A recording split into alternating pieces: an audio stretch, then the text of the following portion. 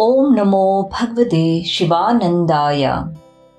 My salutations and prostrations at the lotus feet of our Divine Master, Sri Swami Shivananda, and at the feet of Swami Sahajananda, and to all camp participants. My salutations and prostrations at the lotus feet of the Maharishi Vyasa, the author of the great epic, the Mahabharata. Hari Om. We bid you a warm welcome to our August camp. Today's presentation is entitled Yudhishthira, Our Role Model. The Mahabharata is the longest poem ever written and often referred to as the fifth Veda. In it, the character of Yudhishthira, the eldest of the Pandava brothers, is neither as glamorous as Arjuna, nor as controversial as Karuna. He is neither as quick-tempered as Bhim, nor the perfect knight as Bhishma. He is neither as evil as Duryodhana, nor as virtuous as Vidura. So, why is he given the title Dharmaputra, which means one who is the embodiment of dharma? As we proceed to ascertain this, note the structure of our presentation as follows. A brief explanation of dharma, who is Yudhishthira, an interactive role play by our Rishikumaris on the questions posed by the Yaksha and the answers given by Yudhishthira at the enchanted pool. Yudhishthira's final test and conclusion. Dharma. What is dharma? In his book, All About Hinduism, Swami Shivananda says there is no single equivalent word in English for the Sanskrit term dharma. It is generally defined as righteousness or duty. In his commentary on the Srimad Bhagavad Gita, our master says, dharma is that which sustains and holds together. It is the eternal and inherent nature of reality. To elaborate further, Bhishma, upon his departure from earth, advised the future king Yudhishthira that whatever creates disharmony, conflict, or discord is adharmic, that is, it is opposed to dharma. Anything that helps to unite all and to develop pure divine love and universal brotherhood is dharma. So, to simplify it, dharma is the principle of righteousness, the principle of holiness, and the principle of unity and harmony. Therefore, dharma is the heart of Hindu ethics as prescribed by our Vedas, and it is the ascending stairway back to God, which is the goal of life. So let us analyze Yudhishthira's character, which earned him this title of Dharmaputra. Yudhishthira was born in the Kuru dynasty. His mother was Queen Kunti. Due to an unfortunate situation, his father King Pandu was unable to have children. Fortunately, Queen Kunti was blessed with a boon from sage Durvasa for her exceptional service to him. With this boon, Queen Kunti could invoke a deity and be blessed with his child. She called on Yam Dharamraj, god of death and righteousness, and thus Yudhishthira, the eldest Pandava, was born. From his childhood, Yudhishthira was greatly influenced by his uncle Vidura and his great-uncle Bhishma, and practiced the virtues of dharma. He was trained by two warrior sages, Kripa Acharya and Dronacharya. Once at the Gurukul, he was given homework, a poem to learn and recite. The next day, all his classmates rattled the poem off with total confidence. However, Yudhishthira repeated the first line and stopped. The Guruji questioned him on this, and Yudhishthira replied, he could not continue with the poem as he has not put the text into practice as yet. How profound is this? Swamiji was a perfect example of this. He used to say, I cannot advise you on this matter until I am well established in the practice of it myself. So from this we learn that we must always practice what we preach, or walk the talk as it is known today. Yudhishthira possessed several divine qualities such as forbearance, humility, steadfastness, endurance, compassion, and an unshakable love for all. Even in his childhood, he had gained great popularity through his modesty, good conduct, and thoughtful nature. Yudhishthira had lost his father when he was very young. He thereafter regarded his uncle Dhritarashtra, father of the Kauravas, as his father. He developed great respect and love for him and never disobeyed him. Yudhishthira is known more for his truthfulness and righteousness than for any military achievements. He is overshadowed in popularity in the epic due to his participation in the game of dice, which led to the Kurukshetra war. He was torn between following dharma, he knew that gambling was adharmic, or follow parampara, that is obeying protocol. Respectful and obedient as he was, he simply could not refuse the invitation sent by his uncle Dhritarashtra, Duryodhana's father. Unskilled as he was, he played against his cheating uncle Shakuni. With continued misfortune, he played as Duryodhana and Shakuni, who had devised a plan to rob him of his kingdom, edged him on. Due to the pressure of the game, and with stubborn madness, he played recklessly until he was left with nothing. Due to the adharmic nature of the game, he lost total control of his emotions and actions. Pujya Swamiji advised us of the negative effects of gambling. He requested us never to gamble or to be found in these places. Yudhishthira repented this grave mistake. He spent the entire period of his exile in atonement by visiting tirthas and purifying his mind. Note, this is an important point. Admitting to a mistake, repenting, and making amends for it is what purifies us. We often fail in following these steps. After the Kurukshetra war, he took full responsibility of Dhritarashtra and Gandhari, the parents of the Kauravas who were at war with him. He served them extremely well. He consulted with his uncle with all matters pertaining to his kingly duties, as if his uncle was the king. But most importantly, Yudhishthira was considered extremely intelligent.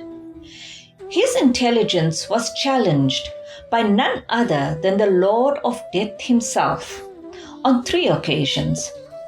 Once at the enchanted pool, whilst they were in the forest during their exile, and the other 2 when he had reached Swarga, that is heaven. Our Rishikumaris will now conduct a role play of the scene at the enchanted pool. Note, due to time constraints, only selected questions have been chosen to emphasize the topic. Yudhishthira and the Yaksha. Once, when the Pandavas were wandering in the forest, they were all fatigued and were thirsty.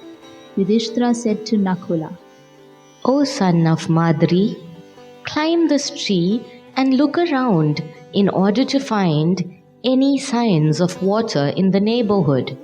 Your brothers are fatigued and thirsty.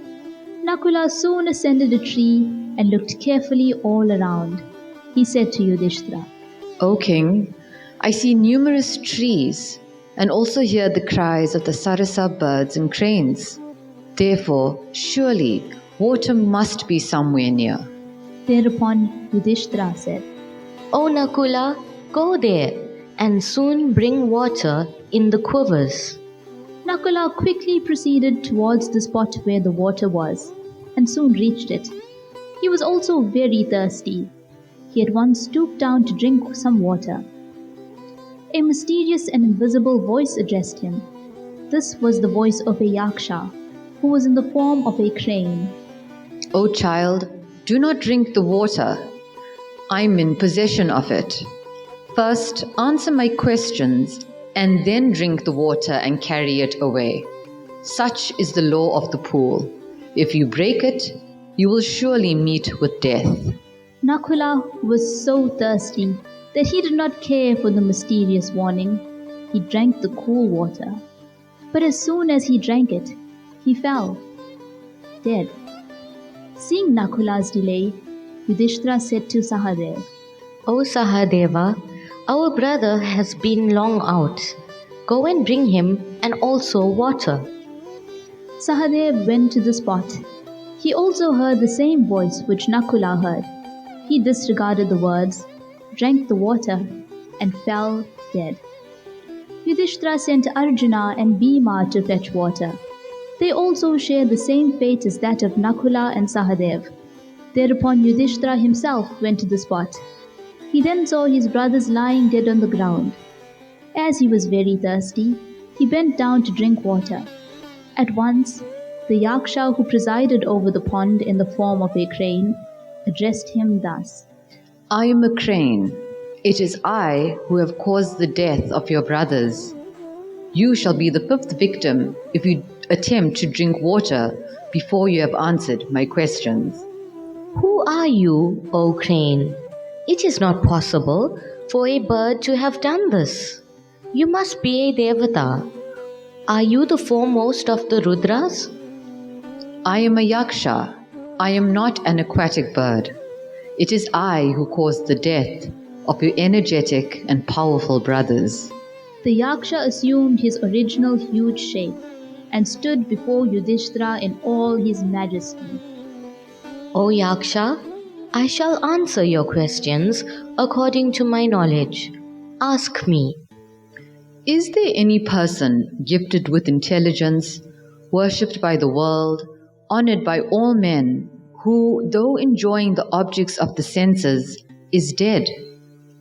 That person who does not propitiate the gods, the guests, the servants, the pitris, and his own self, though living, is dead.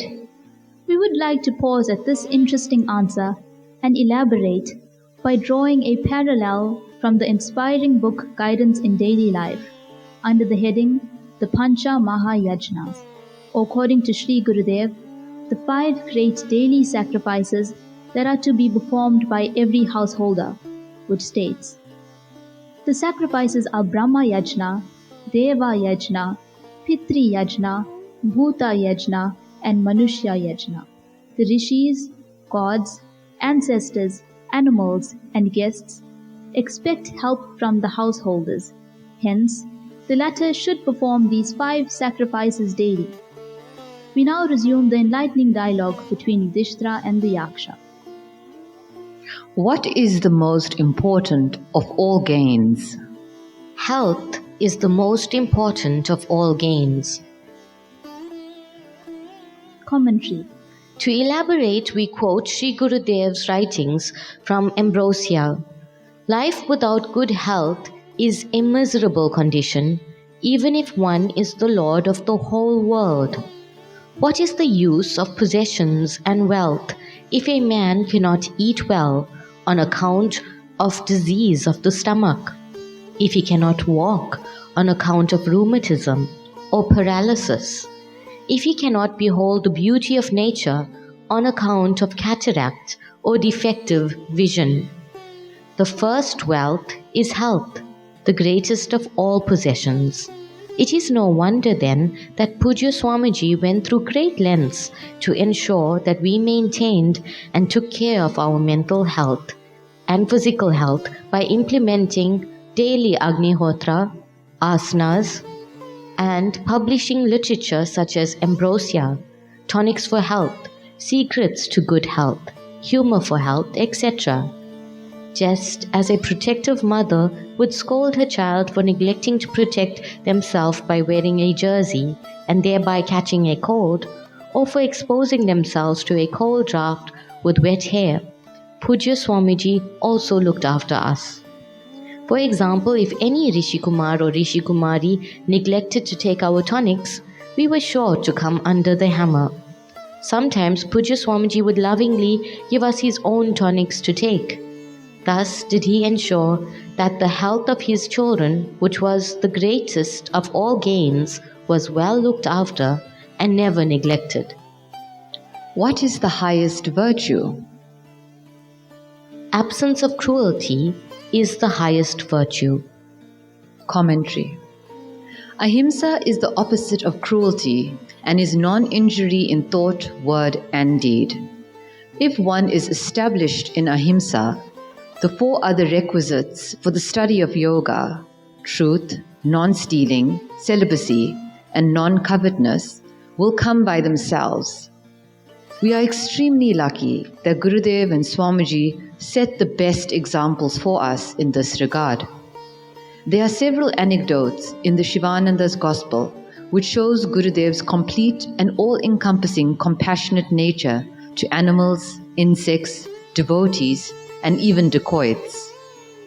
In the case of beloved Pujya Swamiji, most of us witnessed and basked in the light and glory of his magnificent vibrations, which you can still feel today at the ashram. In Glory of Guru's Grace, Pujya Swamiji mentions how a pact was made with the snakes that frequented the ashram. If we respect and leave them in peace, they too will do the same for us. Pujya Swamiji marked an area behind Gangarani with paint, where we were asked not to step on, as ants frequently crawled there. It is not only to animate creatures. Pujya Swamiji has said that inanimate objects like our printing machines, trees, door frames and carpets are all receptive and must be handled with respect, love and care. As devotees, how can we put this into practice? How will it help? As we are privileged to understand the importance of non-cruelty, we have a responsibility to practice it. All devotees have to deal with many circumstances where ahimsa is absent and the opposite is present, at home, work, or even school and university. Gurudev and Swamiji in their divine love have tried to teach us ahimsa in its highest forms from when we were spiritual darlings by returning love for hatred. In a practical sense, we can look at trying to fill in our diaries or the Sunlit Path checklist, both which encourage a spiritual approach to all aspects in life, combined with introspection. We can also set the right example to our younger spiritual darlings by sharing and helping them put into practice the ideals of ahimsa and compassion while they are still impressionable. Avoiding violent scenes on TV, for both adults and children, is difficult, especially since social media, TV, video and PlayStation games are so accessible. But it will be the responsible thing to do. What is that thing by controlling which man never experiences misery? If the mind is controlled, man never experiences misery. Commentary. We can substantiate this by referring to Sri Gurudev's mind, its mysteries and control. Under the title, Mastery of Mind, the only gateway to moksha, our master writes, he is a real potentate and a Maharaja who has conquered the mind. He is the richest man who has conquered desires, passions, and the mind. If the mind is under control, it matters little whether you stay in a palace or a cave in the Himalayas, whether you are active or sit in silence. True freedom results from the disenthrallment of the mind. If the mind is purged of all its impurities and worldly taints, it will become exceedingly calm. Then all samsaric delusion, attendant with its births and deaths, will come to an end. You will get Paramadhamma, supreme abode of peace. Our Divine Master reiterates in almost every publication of his the necessity of controlling the mind to avoid misery and gain lasting happiness. Pujya Swamiji also emphasized this point. Swamiji stated that it is easier to make a trip to the moon than for one to control the mind. At the same time, he wrote, "For many years, I continued to undergo great suffering due to my uncontrolled mind. I used to pray again and again to my master, Gurudev, when will my suffering end? He used to tell me from within, you yourself are the cause of your suffering due to the many misdeeds in your past and present life. The only way to overcome your suffering will be to purify your mind and exert in your daily meditation." Hence we see the truth of Yudhishthira's statement. If the mind is controlled, man never experiences misery. What is that which, if abandoned, does not make one miserable or unhappy? Giving up of anger never leads a man to misery. Commentary. Anger always begins in folly and ends in repentance or remorse. Anger, when controlled, will be transmuted into a spiritual power which can move the whole world. Gurudev gives us practical ways to deal with anger. He states, "Control anger by pure reason. Why do you feel offended when someone calls you a dog or a donkey? Have you developed 4 legs and a tail, like a dog? What is this abuse? It is a mere vibration in the ether. Control it by love, mercy, sympathy, inquiry, and consideration for others. When anger is controlled, evil is controlled, and good prevails. Anger is an outlet or channel through which emerges harshness, cruelty, pain and harm, vengeance, violence, war and destruction. When anger is overcome, your understanding becomes clear and discrimination is active. You are able to choose between right and wrong." Pujya Swamiji has mentioned in Path of Divine Grace of the extraordinary Guru Bhakti of Champaklal. Yet that very Champaklal used to have violent fits of temper. He used to lose himself completely. So even if you are with a saint day and night, what you brought with you from your past will still be there. What comes from your previous birth, you will have to work it out yourself. This also tells us that the relinquishment of anger is no easy task. Therefore, we as devotees should not be disheartened or feel it is impossible to give up anger. It may seem daunting, but the rewards for such an effort will be great peace and happiness. We can try our best and leave the rest to Gurudev. What is that renouncing which one becomes rich? Relinquishment of desire makes one rich. Commentary. In the article entitled Happiness, the Way to Achieve It, Sri Gurudev states, by letting go a desire or craving to which man has become a slave, he becomes richer, and when there is no desire left, he becomes the king of kings. Pujya Swamiji set the perfect example for us. Swamiji was the king of kings, yet Swamiji ate the same meal every day, had a simple room with the bare necessities, and asked for nothing. As devotees, how can we apply this? Is it wrong to have aspirations and goals?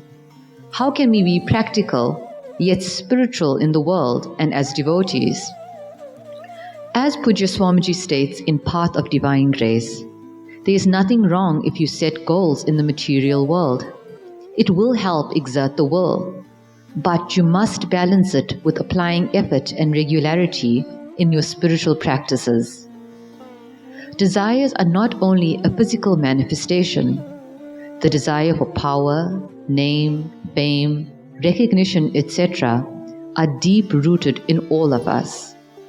We can offer all our actions to Sri Gurudev as well.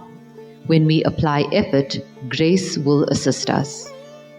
If we all as spiritual aspirants make a steady and diligent effort in obeying Gurudev and Pujya Swamiji's instructions, and ask for their help in eliminating our petty desires, they will not fail us.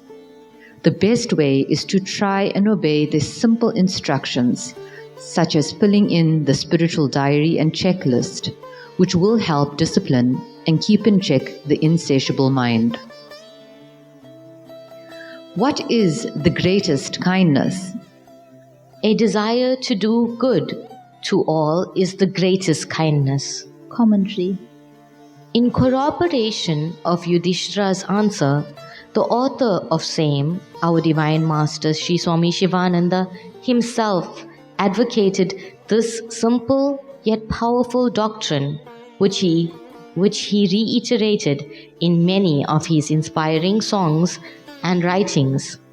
To quote just two such songs, the popular Om Tat Sat Om, serve, love, give, purify, meditate, realize, be good, do good, be kind, be compassionate. In his Song of Instructions, he advises, never hurt others' feelings, be kind to all. In the book Swami Shivananda in Pictures, he writes, a kind look, a kind word, a kind act, a friendly, loving smile, all these cost nothing, but bring to others happiness which money cannot buy. They are priceless in their value. Thus he strived to awaken this divine desire in our hearts and encouraged us to do the greatest kindness, that is, doing good to all, by guiding us in his own words. If you see God in all names and forms, then it is easy to be kind and loving to all. There are so many examples that illustrate in both Sri Gurudev's and Pujya Swamiji's life that they truly were embodiments of kindness, as this desire to do good to others was innate to them. An incident that comes to mind in Sri Gurudev's life that brings this home in a telling way is when he was in the company of fellow passengers and about to embark onto a steamer from a ferry boat. The water was rough, the boat was heaving alarmingly, and a frightened old lady, the Rani of Singhai, who was about 70 at that time, was in a quandary. All present noticed this. Her instinctive feminine reluctance made her hesitate to accept Sri Gurudev's spontaneous help. But the latter did not waste time arguing. In a trice, the protesting Rani found herself gently and reverently lifted up and safely deposited on board the steamer. The possibility that those witnessing this event and judging him as a sannyasin didn't deter him from this kind act. In fact, the desire to do good or be of help to others indeed superseded everything else, including concern for his own welfare. A beautiful example of this is given in Pujya Swamiji's Glory of Guru's Grace. I quote, "Once, when Swamiji arrived at Yansmat's airport from overseas, the passengers were waiting in a queue to show their passports at the exit. A white child vomited. Swamiji helped the mother to clean the mess on the floor with his upper cloth. All the other passengers were just looking at the scene. The mother was very grateful. In doing the things mentioned, Swamiji used to feel very self-conscious and shy, but he would somehow overcome his shyness and complete the task." Unquote. What is true charity? Preservation of all creatures is true charity. Commentary. This is what Sri Gurudev says about charity. I have learned that it is the foremost duty of man to learn to give. Give in charity, give in plenty, give with love, give without any expectation, because one does not lose anything by giving. On the other hand, the giver is given back 1,000-fold. Charity is incomplete without charity of disposition, charity of feeling, charity of understanding. The inborn tendencies of helping others, sharing all that he had with others, and always giving plentiful, had made Swami Shivananda a personification of charity. Pujya Swamiji states in Path of Divine Grace, Volume 1, Sri Gurudev states that if the disciple utilizes his money in serving the needy, then it is an offering to the Guru. Many of our devotees give money to the Master's mission without restraint. They work and earn only for him. Often I marvel to see this attitude of theirs. Their spirit of dedication and renunciation is no different from that of our Rishi Kumars and Rishi Kumaris. During these many trying times, with so much economical unrest and uncertainty, many devotees feel they are not giving enough and want to give more. Charity is not limited to money. As mentioned, true charity is a self-sacrificial act in the aid of preservation of all creatures. This can be done via good speech and thought, treating all creatures, great and small, who cannot speak for themselves with kindness and love. Sri Gurudev says, charity is the disposition to think favorably of others and do them good. Every good act is charity. To be kind and loving is charity. To forget and forgive some harm done to you is charity. A kind word said to a suffering man is charity. Think well towards suffering people. Pray for their welfare. This will accomplish more good than much money.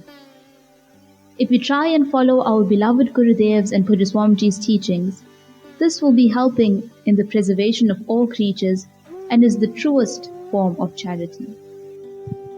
Who accompanies a man in death? Dharma, that alone accompanies the soul in its solitary journey after death.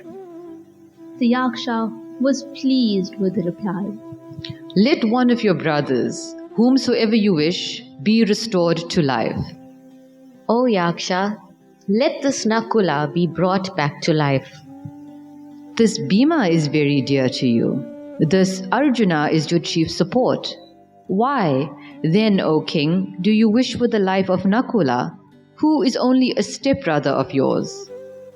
He who sacrifices virtue is himself destroyed. He who preserves it is himself preserved. Therefore, I do not sacrifice virtue. Refraining from cruelty is the greater virtue, in my opinion. Greater than the greatest desirable object, I prefer that virtue, namely, non-injury or non-violence. People call me the just and the righteous. I will never swerve from my duty. It is my wish that both Kunti and Madri have sons. As Kunti is to me, so also is Madri. I do not make any distinction between them. I wish to behave equally towards my two mothers. I cannot bear the sight of Madri being childless. Therefore, O Yaksha, let Nakula be brought back to life. As abstention from cruelty is, in your opinion, superior to both profit and desire, as you are wise, noble and just, let all your brothers be restored to life. Depart in peace. Thereupon, the dead four rose up at the words of the Yaksha. The Yaksha was none other than Dharamraj, the Lord of Death and Righteousness, who had taken the form of the Yaksha to test his son on the principles of Dharma. Now we move on to the final tests.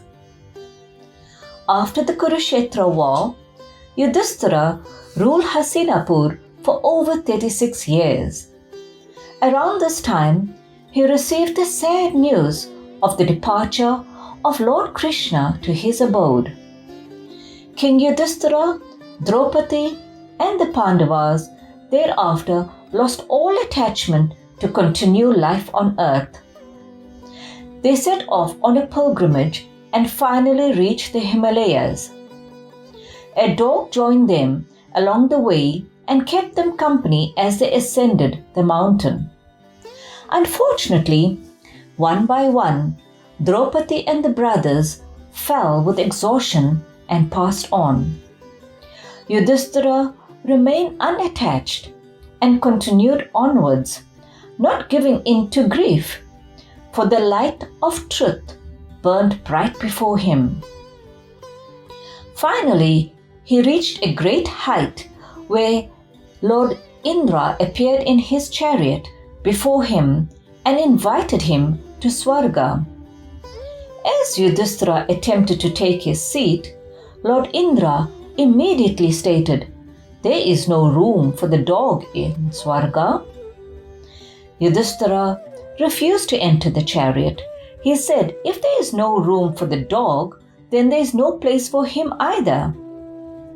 Just then the dog vanished, and Lord Dharamraj revealed himself. This was Yudhishthira's second test, a test on loyalty. The dog was none other than Yam Dharamraj himself. Yudhishthira's final test. At Swargam, Yudhishthira saw Duryodhana seated on a beautiful throne, and around him stood celestial beings in his attendance. Everything was so blissful and joyous. However, he could not see his brothers. He insisted on seeing them. Upon hearing this, an attendant took him along a gloomy, dimly lit place. He saw weird and revolting things. Worms were wiggling everywhere, and there was an insufferable stench in the air. He was horrified and confused. Upon seeing this, the attendant offered to turn back. But just then, Yudhishthira heard familiar voices of Karna, his brothers, and Draupadi crying out for help and begging him to stay. Yudhishthira could not understand or bear the pain of seeing this. He was overwhelmed with anger. He turned to the attendant and instructed him to inform his masters that for no reason besides the loyalty to him, his brothers have been assigned to hell. Then he shall rather remain here with them. This is his heaven. This message was relayed to Lord Indra. Lord Indra and Lord Yama immediately appeared before him. The darkness rolled away. The horrid sights disappeared. The sinners and the sufferings were no more. Lord Yamraj smiled at his son and said, "Wisest of men, this is the third time I tested you. You chose to remain in hell for the sake of your brothers? It is inevitable for kings and rulers to go through hell, if only for a short while. Neither is your beloved brother Karna nor anyone else you thought is suffering here. It was an illusion designed to test you.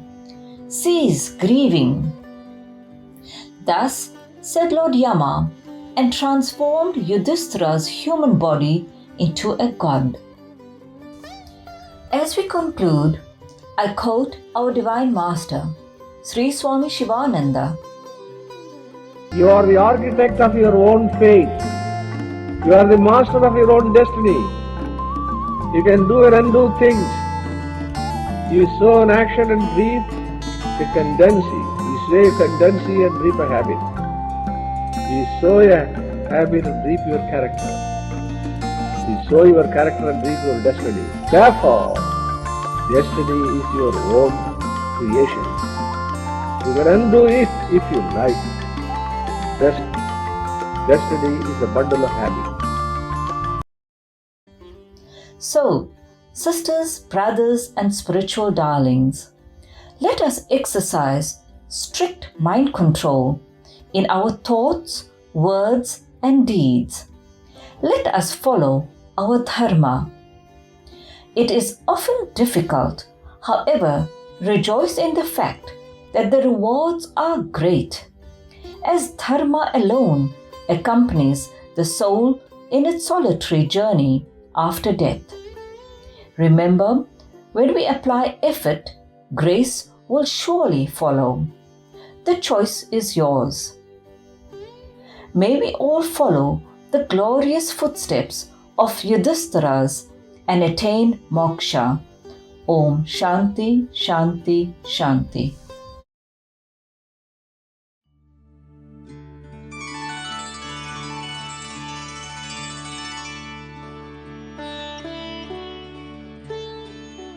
Om Namo Bhagavate Shivanandaya. My salutations and prostrations at the lotus feet of our beloved Gurudev, Sri Swami Shivananda, and Puja Swami Sahajananda. Hari Om, dear spiritual darlings and devotees. The topic for today is the life of Lord Ganesha, presented by our grade 0 to 3 spiritual darlings.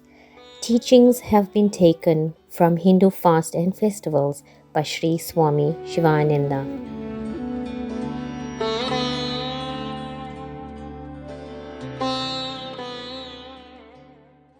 Lord Ganesh is the Lord of power and wisdom, the remover of all obstacles. He is the son of Lord Shiva and Mother Parvati. Gurudev has given us two simple mantras in our prayer to Lord Ganesh. Om Shri Ganeshaya Namaha and Om Gang Ganapatiye Namaha. Lord Ganesha's name is repeated before any auspicious work has begun. We will now narrate the story of his birth and how he came to have the head of an elephant.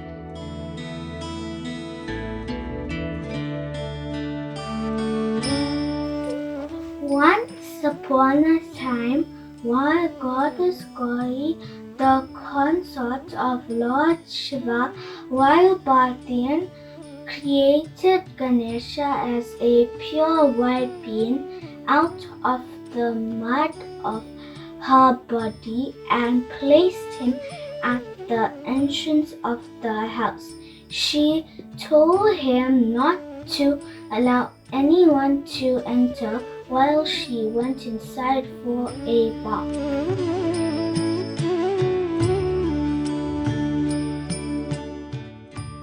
When Lord Shiva himself returned home quite thirsty, he was stopped by Ganesha at the gate.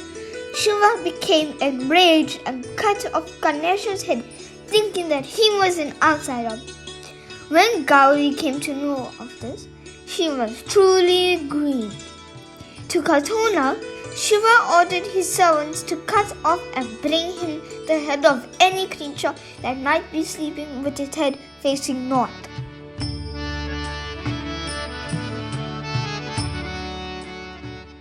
The servants went out and found only an elephant in that position. The sacrifice was then made and the elephant's head was brought before Lord Shiva. The Lord then joined the elephant's head onto the body of Ganesha.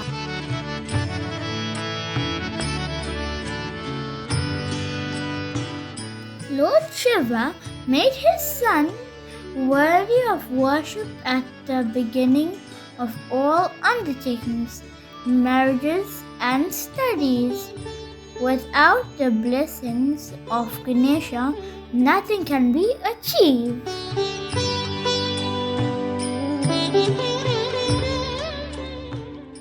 Ganesh Chaturthi is the birthday of Lord Ganesha and is one of the most popular of Hindu festivals.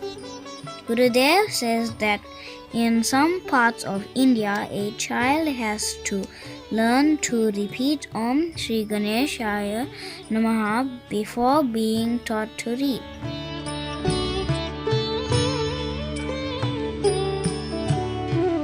Lord Ganesha is the remover of all obstacles on our path. He is the Lord of Peace.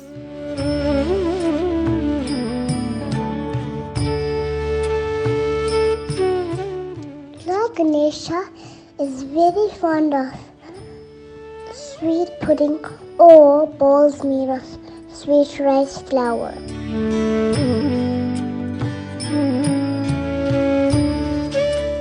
Our spiritual darlings have indeed made us understand the importance of Lord Ganesha in our daily lives, more especially before undertaking of any new ventures.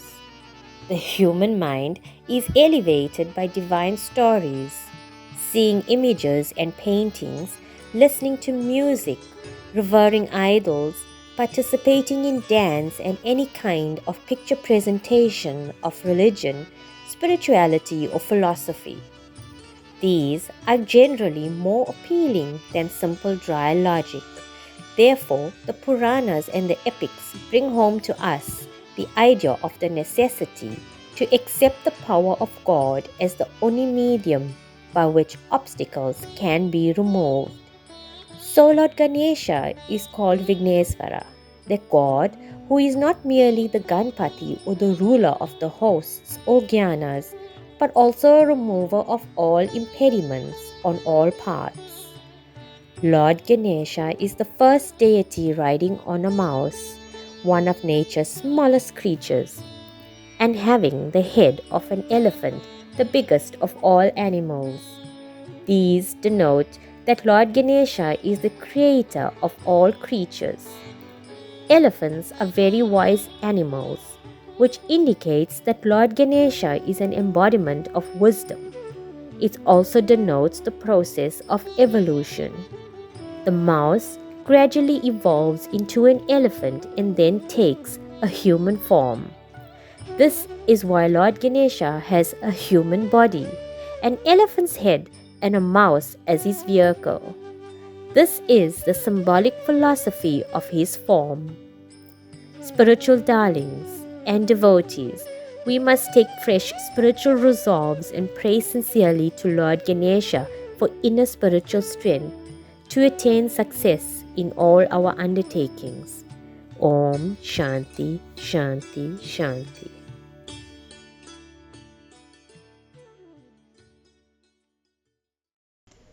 Hari Om, dear camp participants. Thank you for tuning into our Yoga Camp online lessons. Please note that satsang will commence at 11 a.m. and a WhatsApp link will be sent to you shortly. Om.